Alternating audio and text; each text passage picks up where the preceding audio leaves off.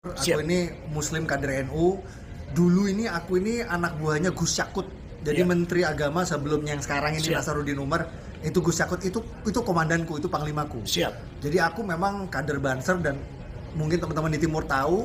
Kita ini Banser dari dulu kita memang punya prinsip nasionalis kita punya prinsip mengayomi yang lemah lah gitu. Karena semenjak 10 tahun terakhir mungkin semenjak Pak Jokowi jadi presiden mungkin udah jarang terjadi, tapi sebelum Pak Jokowi jadi presiden yang namanya gereja dibom itu adalah sesuatu kejadian yang rutin. Ya, hampir setiap kejadian hari raya, hampir setiap perayaan Natal itu selalu terjadi terorisme, penyerangan terhadap gereja, pemboman terhadap gereja.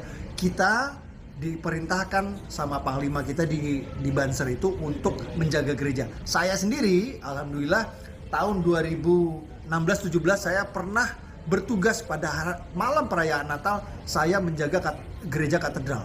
Malam itu. Di daerah mana nih? Di katedral di Jakarta. Jakarta, Pak ya. Jadi itu memang doktrin itu prinsip yang diturunkan dari atas ke kita ini. Garis komandonya Dari garis komandonya memang kita ini sebagai anggota Banser kita harus melindungi kalian minoritas yang lemah. Gitu.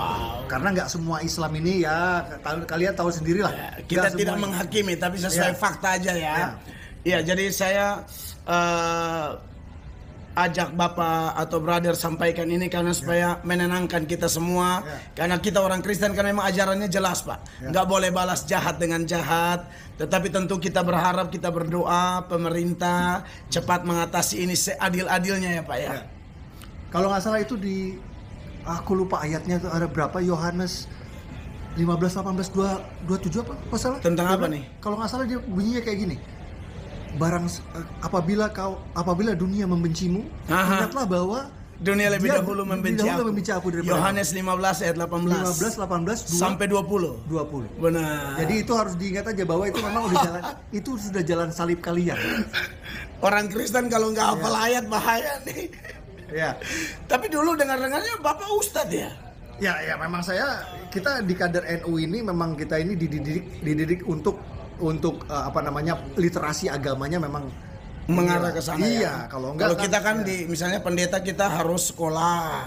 Tapi kalau Ustadz itu ada nggak? Itu masalahnya kalau di Islam itu kan sekolahnya itu kan non formal kan, kayak pesantren kayak gitu-gitu.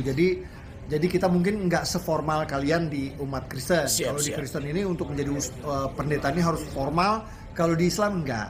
Lulusan pesantren asal hafal ayat, asal berani tampil bisa jadi ustadz. Jadi semudah itu. Makanya banyak ustadz yang nggak bener itu ya kayak ini tuh karena nggak ada sertifikasi, nggak ada standarisasi.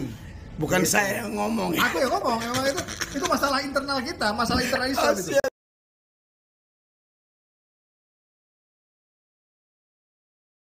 Standarisasi.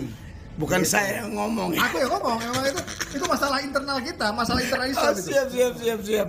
Jadi intinya cintai agama kita masing-masing. Nah, aku izin untuk closing. Aku pengen pengen pesan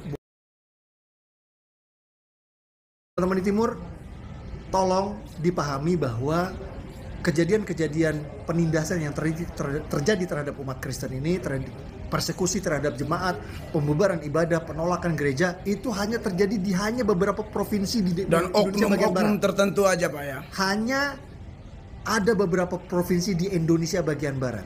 Pengen pesan buat teman-teman di Timur. Teman-teman di Timur, tolong dipahami bahwa kejadian-kejadian penindasan yang terjadi terhadap umat Kristen ini, persekusi terhadap jemaat, pembubaran ibadah, penolakan gereja, itu hanya terjadi di beberapa provinsi di Indonesia bagian barat. Oknum tertentu aja, Pak ya. Hanya ada beberapa provinsi di Indonesia bagian barat.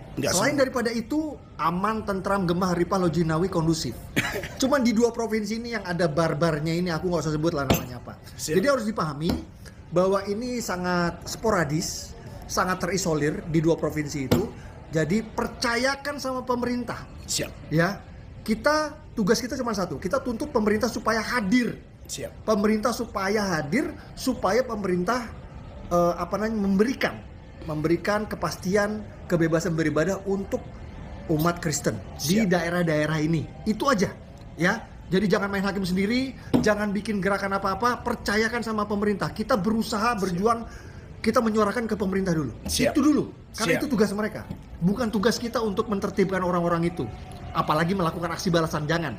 Jangan ya. Jadi video Pak Abu Janda yang kelihatan keras itu sebenarnya hanya mau mempertajam, ayo dong, undang-undang kita tuh harus Tujuan jelas. aku semua video-video aku selalu mengadres itu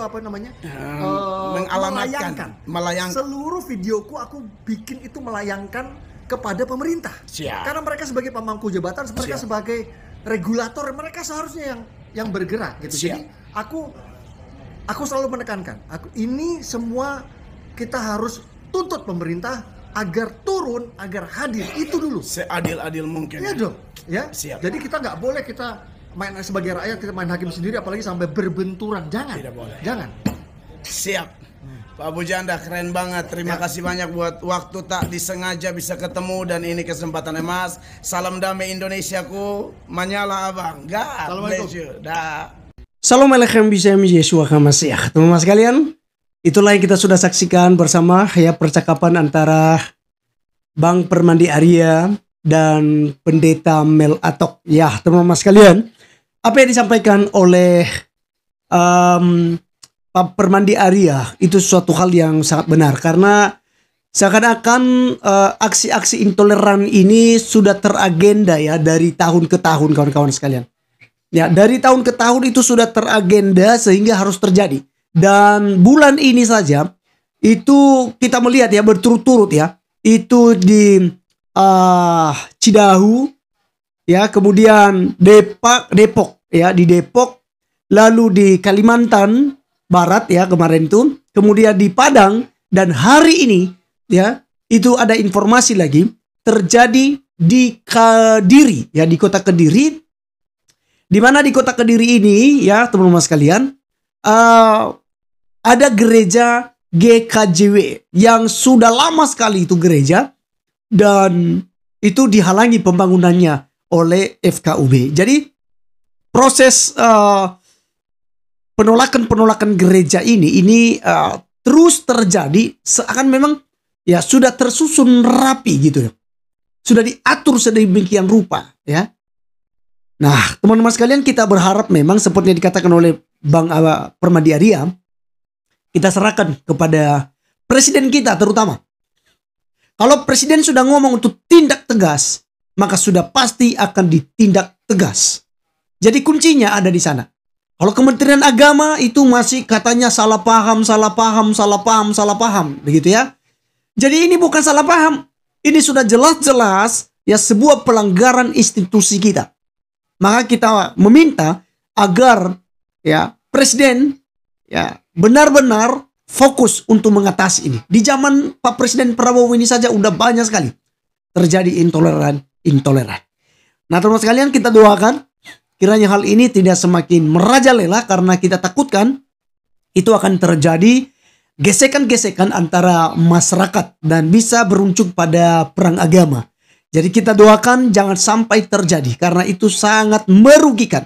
Lebih bagus kalau memang sudah tidak bisa diatasi, ya lebih bagus ya dibagi dua saja. Ya ada banyak sekali yang serukan ini. Ya, biar yang Islam di bagian barat barangkali, yang Kristen di bagian timur, ya, atau antar pulau saja dibagi begitu. Ya, mungkin tapi memang sih ya, nama logika, tetapi ya bisa jadi hal-hal itu terjadi kalau kemudian ada pembiaran dari pemerintah kita. Nah, oleh sebab itu teman-teman sekalian, kita terus berdoa. Hanya dengan doalah kita bisa mengalahkan segala bentuk kekacauan-kekacauan yang sedang terjadi. Tuhan Yesus memberkati. Sampai ketemu di video berikutnya. Salam.